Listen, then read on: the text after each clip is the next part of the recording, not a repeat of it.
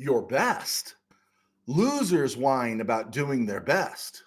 Winners get to go to the playoffs. I think that's how it goes. It's hot out there. Let's blow them off the line of scrimmage. Headline, Los Angeles.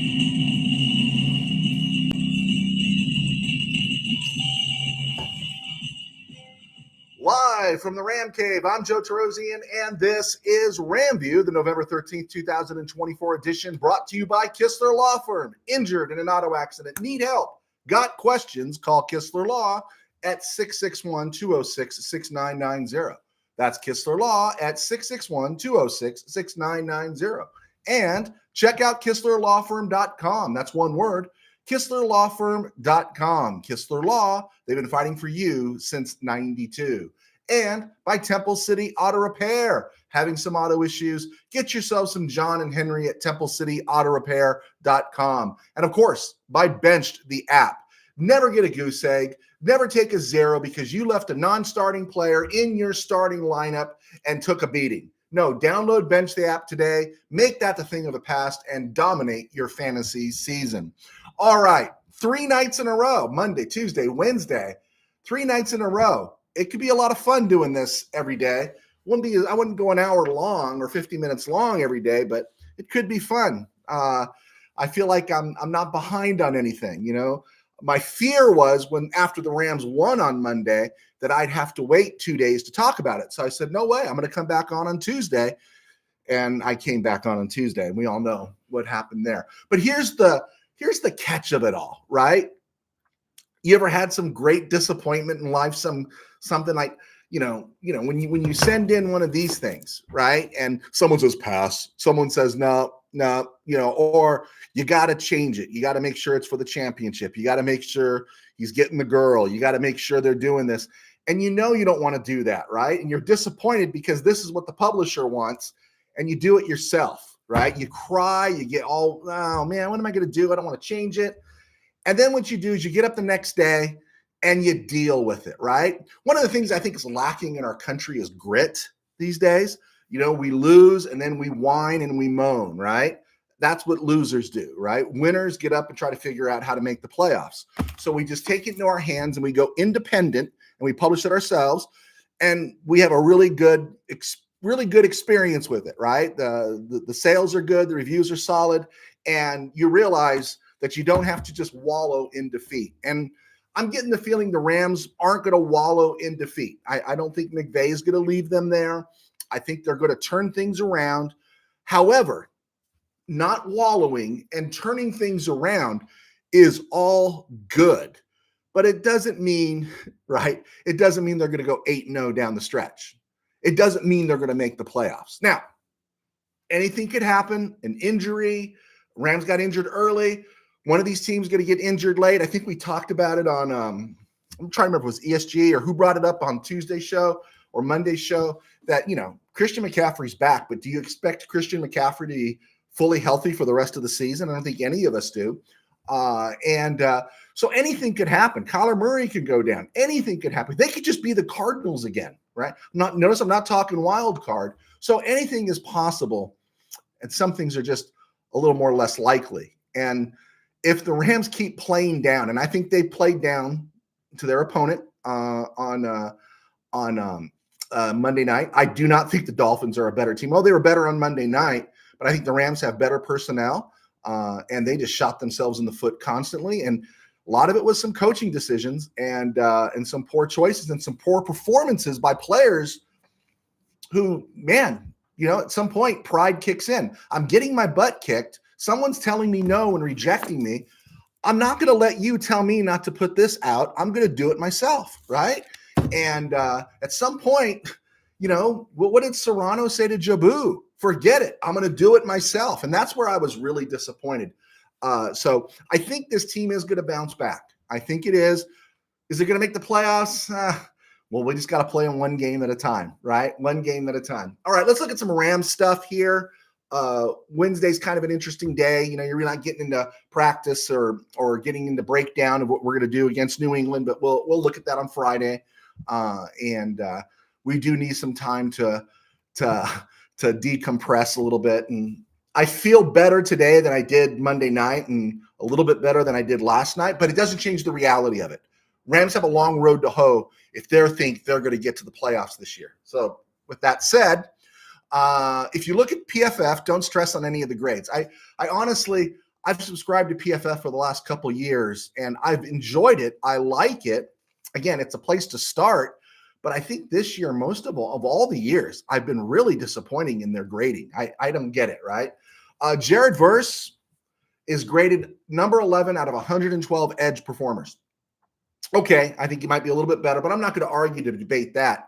But they got Byron Young at 83 out of 112.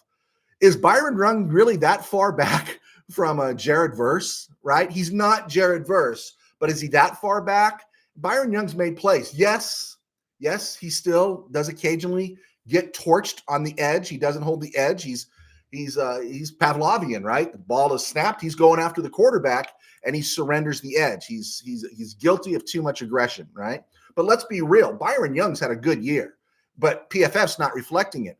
Also, they really dinged Bobby Brown and Braden Fisk this past week, and I thought they did a fine job as well. Devon Achen did not tear us up at all.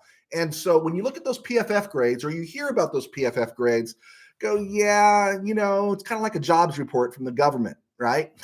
Right? It's like, we'll tell you one thing and then we'll revise it later. So yeah, I think Bobby Brown's playing the best ball of his career, maybe too little too late in terms of him getting another deal with the Rams, because he's got to maintain this. If he can maintain this for 9 games, or 8 more games, if he can maintain the level he's playing at, he's going to make put the Rams in a position where this guy that we've developed the last 4 years has become the guy we thought he could be.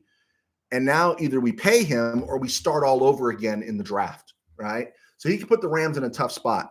And Braden Fisk is playing extremely well as well, right? So this looks good. Rams are looking good there on defense. I even got Steeler fan Rob complimenting me on the Rams defense. And who was it? Was it Baldinger? Somebody made a reference, and I didn't see it at first, so it's not me saying this, but one of the analysis people said that former player said that, Whitworth, I think it was Big Whit. He said that Jared Verse reminds him of Terrell Suggs. And Terrell Suggs was a beast, man. Terrell Suggs was a beast. And he wants to make a Terrell Suggs comparison to Jared Verse. I'm down with the get down. All right, let's look at some other things here. Different message boards and different places I'm seeing Blake Corum needs to play more. And that's the reason the offense is struggling. Blake Corum playing is not going to change the trajectory of this offense. I don't mind him playing and getting snaps because he's a good spell guy for Kyron Williams. But Blake Corum's not going to change the trajectory of this offense. You know who's going to change the trajectory of this offense? If McVay, who says he wants to make it happen but never seems to make it happen, the guy that changes the trajectory of this offense, if he can get about 25 snaps, if you could work him in there, is Tutu Atwell. It's Tutu Atwell. You got to get Atwell in there. You got to get him in there, even if it's getting a pass interference call down the field, or you're just making him run go routes and making the defense account for him. We know, right? We know. We've talked about it. All right. Looking at contracts, because everyone's ready to take Jonah Jackson freshwater fishing with Fredo. And Jonah Jackson next year is an 18.9 rock cap hit. 18.9 million next year against the cap.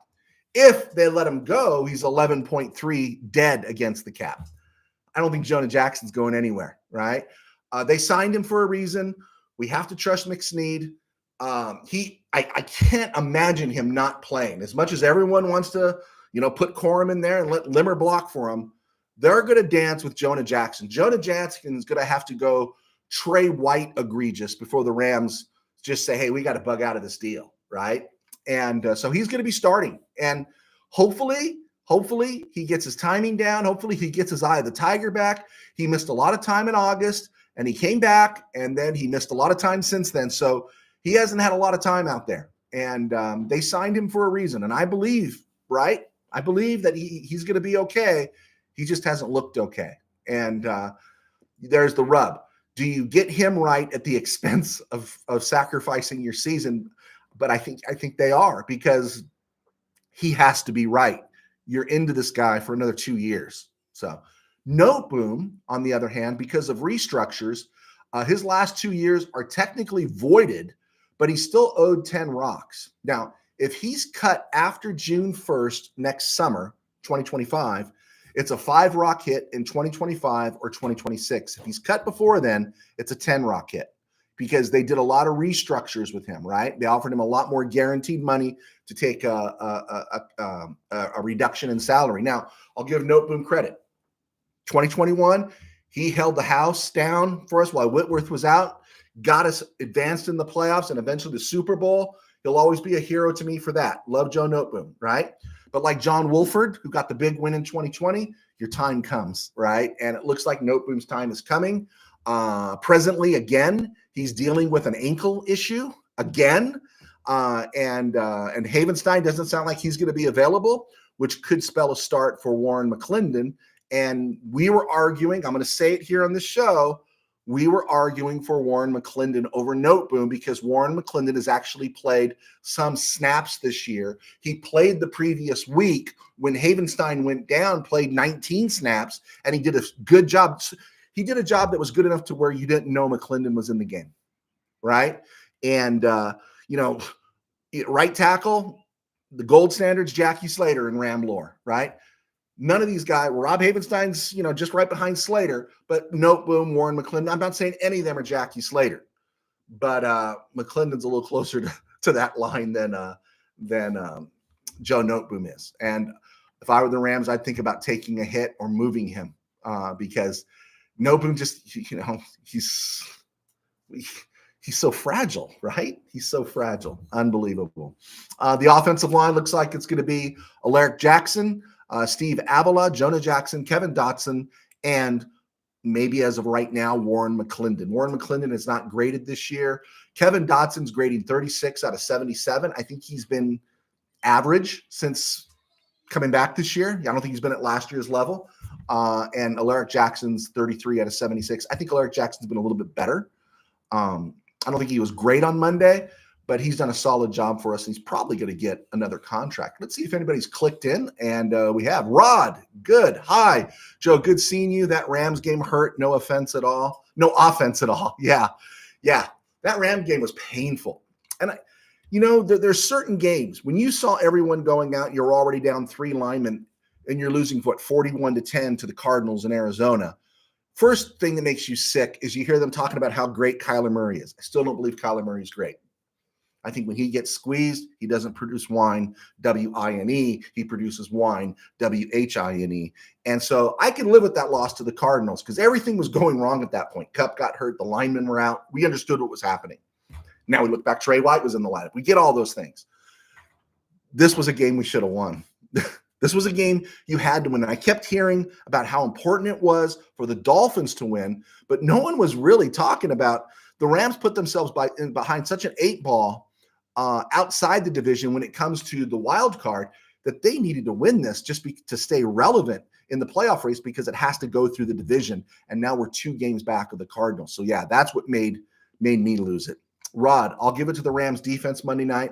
They gave the offense many opportunities, and they held them to 20 points, 2 touchdowns, 3 field goals. I'm taking one of those field goals, and I'm putting it on McVay's offense. The defense did their job. The defense did their job so well that they don't have to talk to the offense this week, right? They don't have to do anything. In fact, the offense should be fetching their coffee and their slippers and asking them, hey, what can I do for you? What do you want for lunch? Because the defense did their job. They did their job. And somebody needs to be an animal on that offensive line and just hold somebody accountable because that was brutal. Rod. Okay, Rod. Cool. I got another one. Honestly, I think we would be better off with the O-line we had recently because Jackson and Avila were off. And Rod, that's where I kind of took the Kool-Aid. I did. You've watched the show, and I've talked a lot about continuity on the offensive line. But, Monday afternoon when I came on at 1, I was all jazzed like everybody else was. Avila and Jackson are playing, and now our best version of our offensive line, Matt minus Havenstein, was coming. And And I drank the Kool-Aid and, completely moved off the things I said about continuity. We paid the price. I don't think it would have been as bad. I think we would have won the game if Limmer and Didic had played. Isn't that weird? Isn't that really weird? But I'm ready to stand up for that. I believe that. Good. We're right about, Rod. You Bobby Brown looked nice. Yeah. And honestly, yeah, it wasn't a smart penalty he got with the unsportsmanlike, but man, I love the fire. I want to see somebody out there with just burning, right? That's all we want to see. Tim Burns, this is a must-win week. No more looking at the positives all fuzzy like. We lose and we are done. All right. Yeah. Oh, Tim Burns. Now Tim Burns is talking college football. Big Ten has 4 of the top flight slots. Okay. This is a must-win, right? I think we can kid ourselves still. I think we're in serious trouble. We can kid ourselves right now, but you lose in New England, somebody should be fired. If the Rams lose in New England, it's not going to be because of their defense. If the Rams lose in New England and can't generate points, then, some people have talked about it. McVay needs to look at LaFleur for play calling duties, and somebody should just be cut just for the sake of it, right? Put the fear of God into this team and let them know it's not going to be tolerated. I don't know who gets cut. Somebody on the offense gets cut. Just, you're gone. We're done with you. I don't care what we have to pay. You're gone. Send a message. The message has to be sent, right? Then it's time for the lollygagger speech. Go to that Rams offense. Tom Sereni, thank you, Tom, for clicking on. Thanks for shooting us those thoughts, guys. Keep shooting them to us. Around the NFL and other places, the 49ers extended cornerback, nickelback Demador Lenore. He's fantastic. They found the dough. Good move. 5 years, 92 rocks. They're paying a lot of money to a lot of players. I think they're paying Fred Warner too much. And Nick Bosa is probably making too much, but I think this is a good price. I think Lenore is really, really good. So Niners podcast people got to be kind of happy about that. And I don't know where they find the money, but it's funny. The good teams always seem to find the money, right? They find the money. Anthony Richardson is back as the Colts quarterback. And again, Steichen came out and said, hey, I was wrong, blah, blah, blah, and all that kind of stuff. I get it. But you know what? Richardson was playing poorly, and he punked out on his team. Whether you want to call it a benching or a suspension, whatever it was, something had to happen, and that's not tolerable. Quarterback can't punk out on the final drive of the game saying he's tired, right? Even one of the critics said, say your hamstring got tight or something. You don't say you got tired to your teammates. And but you got to find out what you have in Richardson. You're 4-6 now. The interesting thing about the Colts is that this Colts team is actually pretty good if they get some competent play at quarterback. And the Texans are allowing people to hang around. The Texans are 6-4. Now they're going to beat Dallas this week. But the Colts are only 2 games back. And so, yeah, they're still kind of in it. But this quarterback situation is brutal. And you know what? I don't know if Richardson has the heart, man. You asked Richardson to step off the porch. I don't think he's got the heart, right? Bears fire OC Shane Waldron, former Ram passing game coordinator, was up in Seattle. And they fired him. He's the one that's bearing the burden for everything that's going on in Chicago right now. And Thomas Brown, former Ram assistant, high-profile guy, was really kind of treading along. I think he went to, was it Jacksonville or Carolina he went to a few years ago. And now he's the OC in Chicago. And it was interesting hearing about how some of the veterans wanted Caleb Williams benched and Tyson Bagent to start. In fact, one of our guys here that's just let me a note before the show started. He was talking about the Rams making a move for Tyson Bagent, a younger guy to kind of groom to maybe be the heir apparent to Stafford. I'd be all for that. But Bagent actually raised his value last year when he played. Now, the Bears are fully committed to Caleb Williams, but I don't think they want to sell out on Tyson Bagent just yet. They got to find out what they have, and I don't think they're going to find out what they have until they get a whole new coaching staff. And so there you go. Dak Prescott is officially done. He's getting surgery on that hamstring where the tendon came off the bone. Yeah, that's no bueno. Chiefs designate Isaiah Pacheco to return. Is that going to be in time for the game against Buffalo? I do not know. Philly designates Jordan Mailata. that beast of a left tackle to return. That's a bummer for the Rams because that means he's going to be playing likely when the Philly comes back to LA. Now, again, doesn't affect Jared Verse. He went against Terrion Armstead last week, who was the number 1 rated PFF left tackle. He went well against Charles Cross 2 weeks ago against the number 6 rated tackle. And Mariota, he's going to be coming back. He's one of the best. But yeah, let's see what Jared Verse does because Jared Verse is a beast. This one is interesting. Seahawks are going to activate right tackle Abraham Lucas from the PUP list. He had a bad knee injury last year, and now he's back, and they need him. I don't know. I don't know if he's going to play against the 49ers, but I hope he does. Taxkins, they made that deal for Marshawn Lattimore, set out last week. He's ruled out as of right now, playing this week. So nothing's changing with Marshawn Lattimore. Speaking of former Rams, Tennessee claims Logan Bruss off waivers. So Bruss didn't make it off waivers, not coming back to the practice squad. The Logan Bruss era is over, and he gets a fresh start in Tennessee, a little closer to the Midwest. You know, he went to Wisconsin, and I hope the best for him. Yeah, I think the knee injury just crushed him. Wisconsin guys don't flame out. You know, they just don't. Maybe it takes them time to get ready. But Wisconsin linemen, they come to play. Havenstein, David Edwards was our left guard when we won a Super Bowl. They come to play. And so I hope he does well in Tennessee. Also interesting, the Titans signed former Ram offensive lineman Chandler Brewer. Brewer was among that mix for a few years and was there in 2022 when everybody and their brother got hurt. In fact, I think Brewer got hurt as well. But he was signed to the Titans practice squad. The Steelers released former Nelson Spruce Award winner Lance McCutcheon. If you remember Lance McCutcheon, there was a couple of off seasons there or pre-seasons where he looked like the next Nelson Spruce, and he was the next Nelson Spruce. He never did anything for the Rams.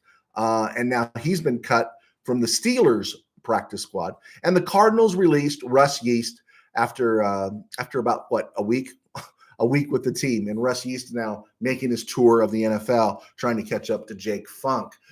Coached on the hot seat. Got to believe it's Eberflus, Peterson, Mike McCarthy. Keep an eye on those guys. Playoffs. Lions 8-1, Eagles 7-2. They get the Rams in week 12. Falcons 6-4, Cardinals 6-4 are on bye. Vikings are 7-2.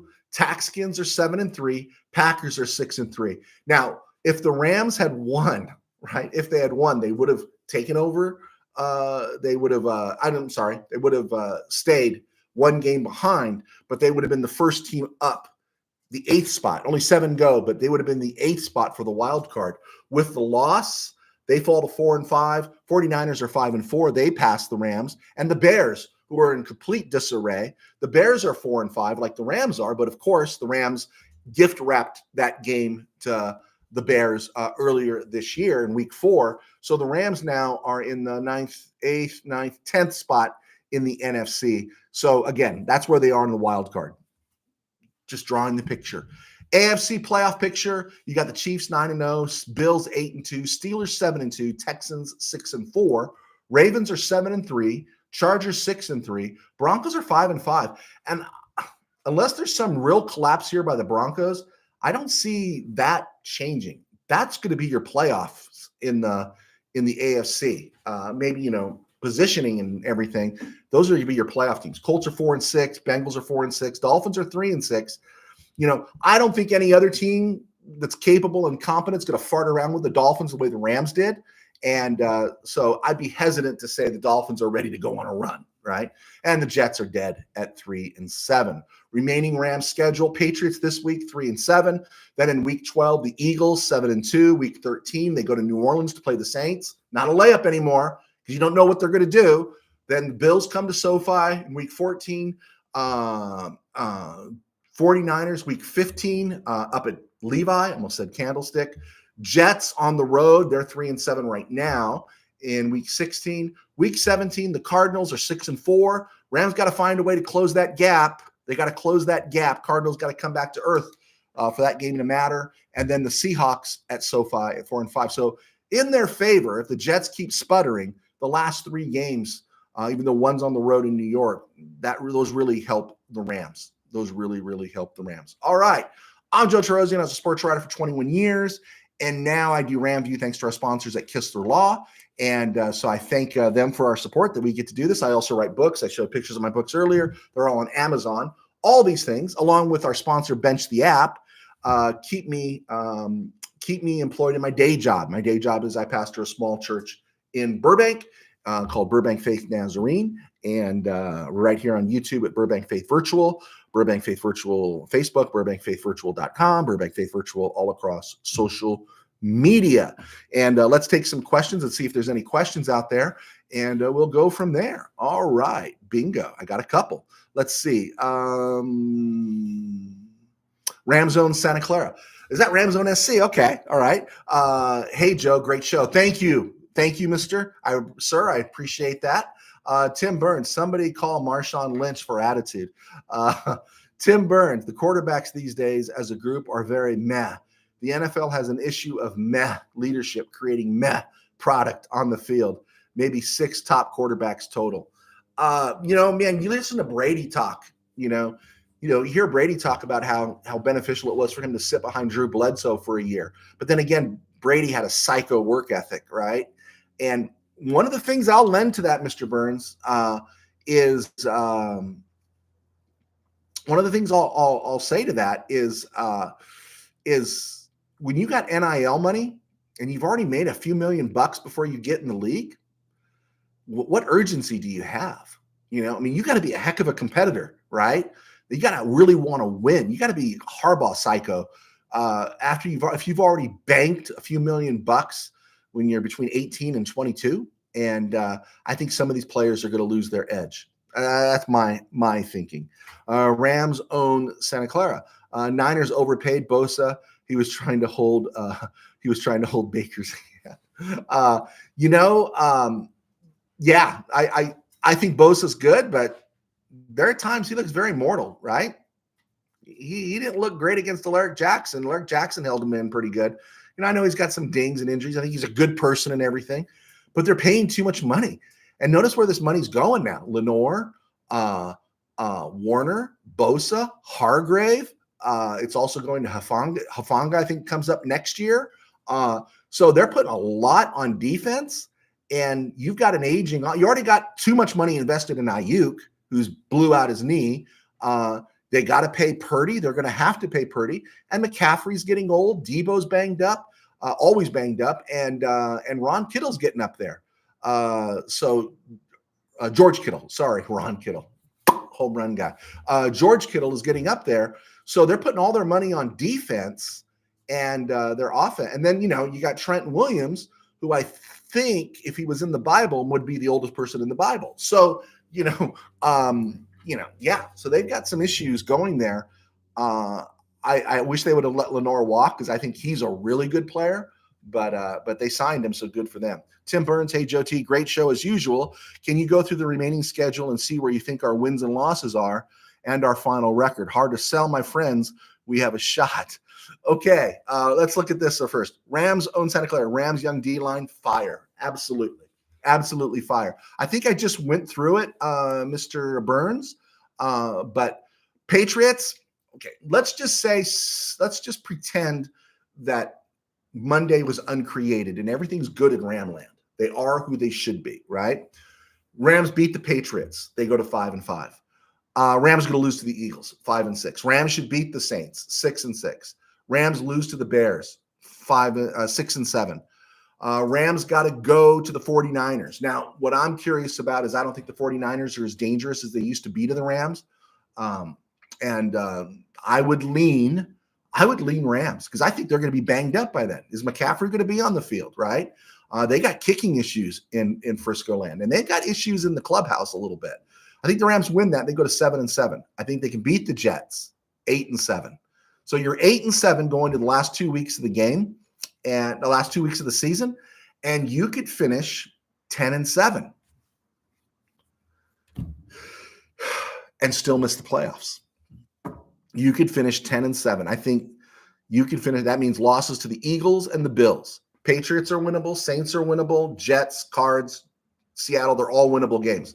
Gets a little tricky there with Frisco up in Levi. but that would still make you 9-8 with a winning record. Teams go 9-8 all the time and not make the playoffs. And that's a real bummer, right? But yeah, so do I think it's possible? Yeah, I think it's possible. It's such a narrow window that even if you go 10-7, if the Cardinals don't fold, Rams aren't going. 10-7, then you don't win the division, you're going to be in trouble. Let's see here. Okay, guys, thanks for clicking on there with the questions. Throw out any more that you may have. If you're tired of losing your fantasy games because you forgot to check your lineup, with Bench the app, that's a thing of the past. Bench is the only app that ensures you never leave a non-starting player in your lineup. Don't miss out on crucial points. Don't be the one who forgot to bench a player on game day. Win your league, keep your pride, and let Bench the app handle the rest. Download Bench the app today and dominate your fantasy season. Okay, and some of the other places here, updated college football playoff bracket. You got Boise State playing Ohio State, Ole Miss, Penn State. Great win for Ole Miss this past weekend. Alabama versus Indiana, and Notre Dame versus Tennessee. Boise State, Ohio State, that winner gets Miami, who proved really mortal this week. Cam Ward can't do all the miracles. Ole Miss, Penn State, that winner gets BYU, who keeps on trucking. Alabama gets Indiana, winner gets Georgia, and then Notre Dame, Tennessee gets Oregon. That's if it started today. Top 15, I got Army 9-0. They're on bye. Clemson at 14. These are just the teams I've seen. I have not seen Tennessee. I have not seen BYU, Boise State, or Washington State.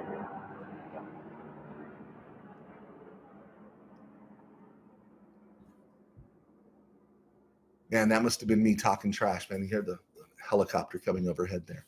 All right. I got Missouri number 13. They get South Carolina. Notre Dame gets Virginia. LSU gets Florida. Colorado, I put Colorado because I'd seen them play. Colorado's number 10. They get Utah. Gets a little tougher for them. Let's see how they handle it. Number 9, Miami is on a bye. They need it.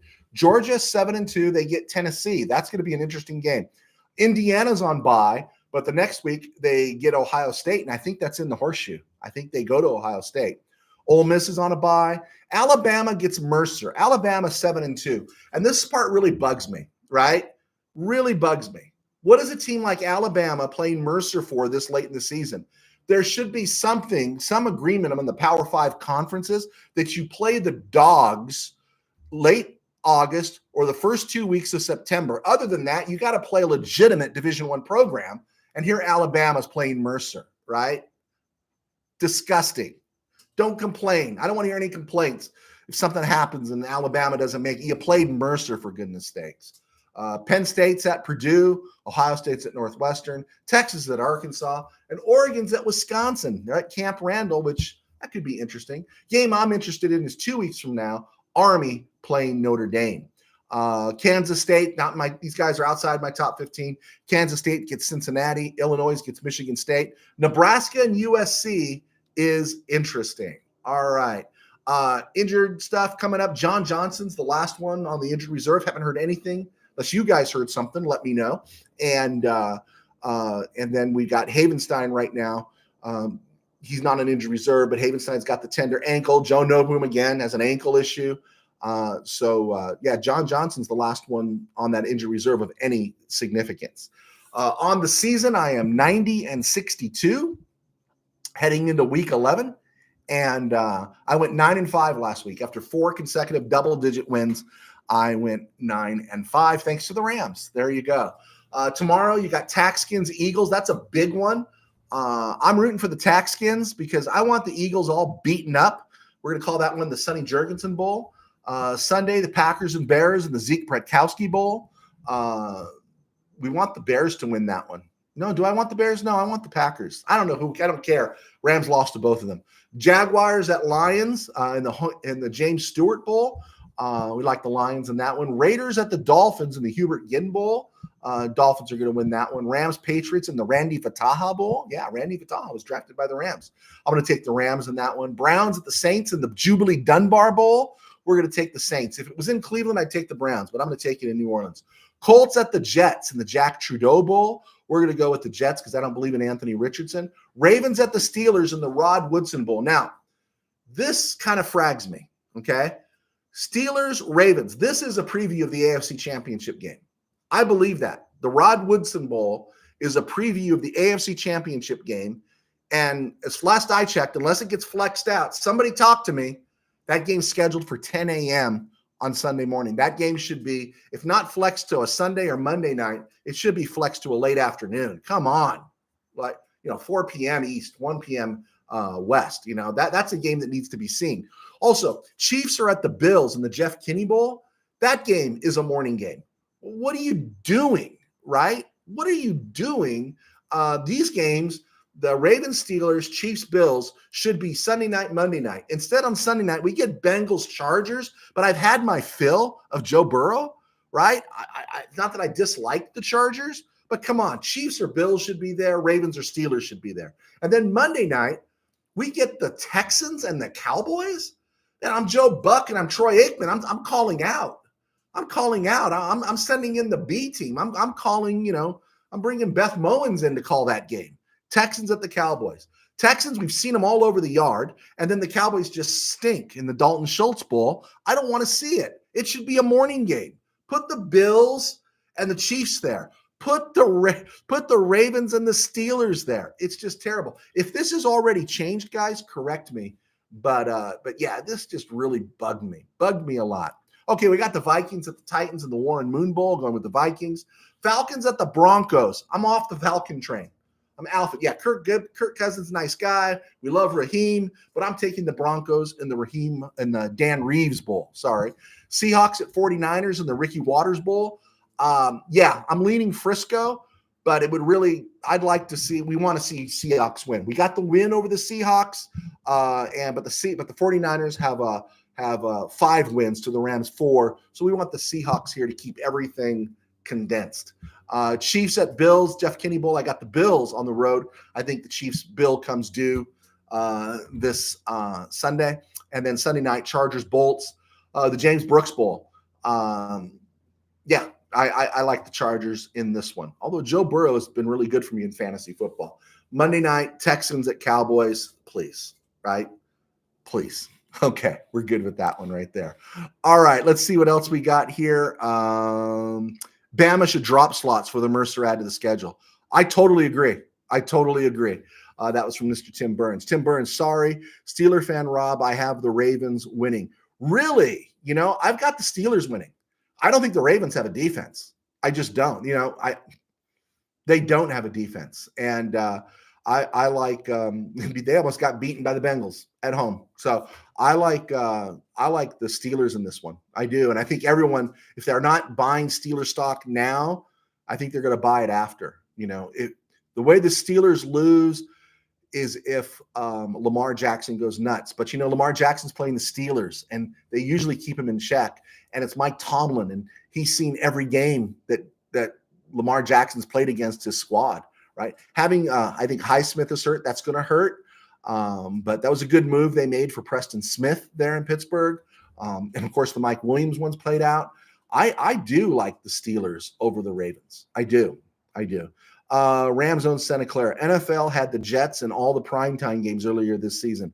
Yeah, how much have we seen the Jets, right? It's almost like they want to drill into us that Aaron Rodgers is washed, that Aaron Rodgers is toast. And it's like, yeah, you remember that quarterback? Well, we're going to take away that memory, and we want him to look like Willie Mays circa 1973, right? And that's what they're doing to Aaron Rodgers. Michael Negretti, go Sea Chickens. Yeah, we're Seahawks fans this week. We want them to get their 5th win. We want the 49ers to get their 5th loss. If the Rams can get their 5th win, right? If we can get the Seahawks, 49ers, and Rams all at 5-5, then technically the Rams are in second place by 1 game.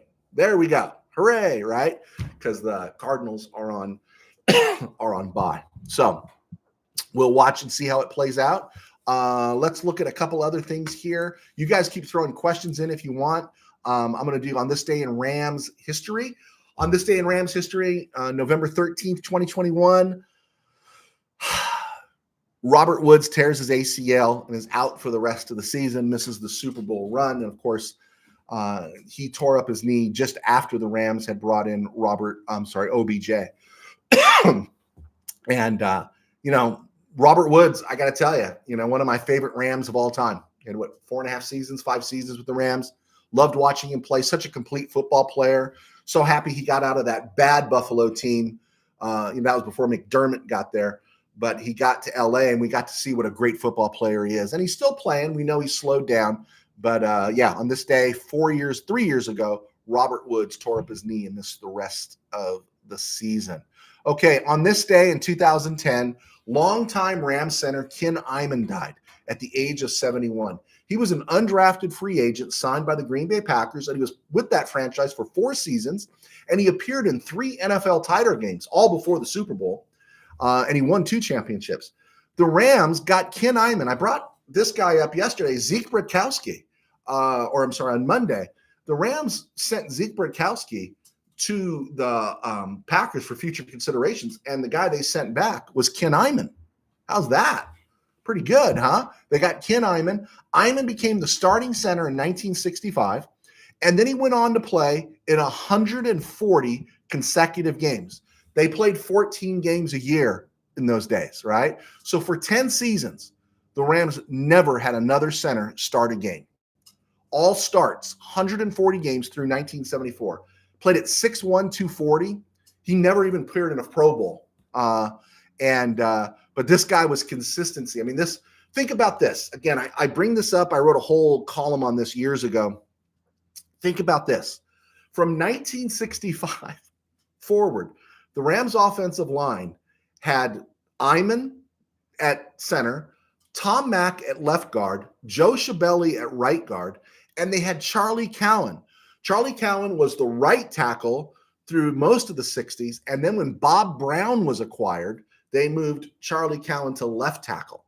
Cowan, Schiavelli, Mack, and Iman played together for 10 years. 10 years.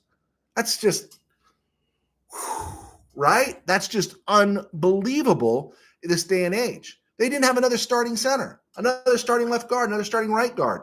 And then they bring in Bob Brown, and Bob Brown's a future Hall of Famer at right tackle. I mean, the guy that was the odd one there before Bob Brown got there was a lineman named Joe Corolla. And he actually went to a Pro Bowl and had some good years with the Rams. They weren't as good as the players I mentioned, but that was the consistency of the Rams offensive line. That was the key.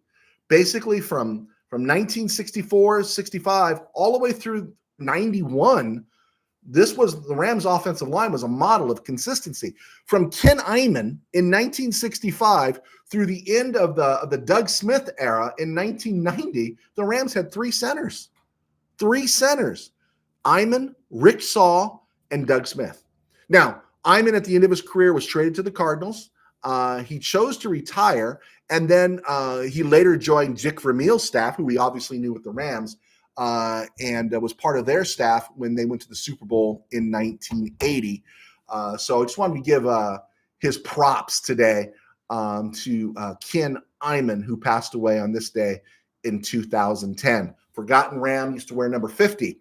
Who wears number 50 now? Bo Limmer. Bo Limmer. Wouldn't it be cool if Bo Limmer can give us 10 years and 160 starts? Sweet, right? We can dream. All right.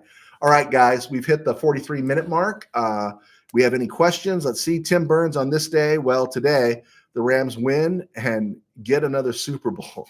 Yeah, baby. Okay. All right. Okay, guys, I think the show's winding down. I think we're going to let this one go. My family's looking at me because I think dinner is ready.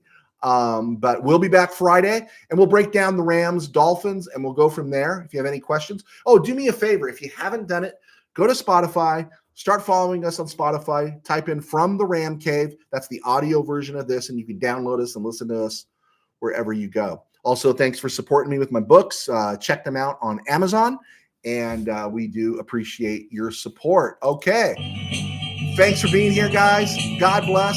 Take care, and we will see you on Friday.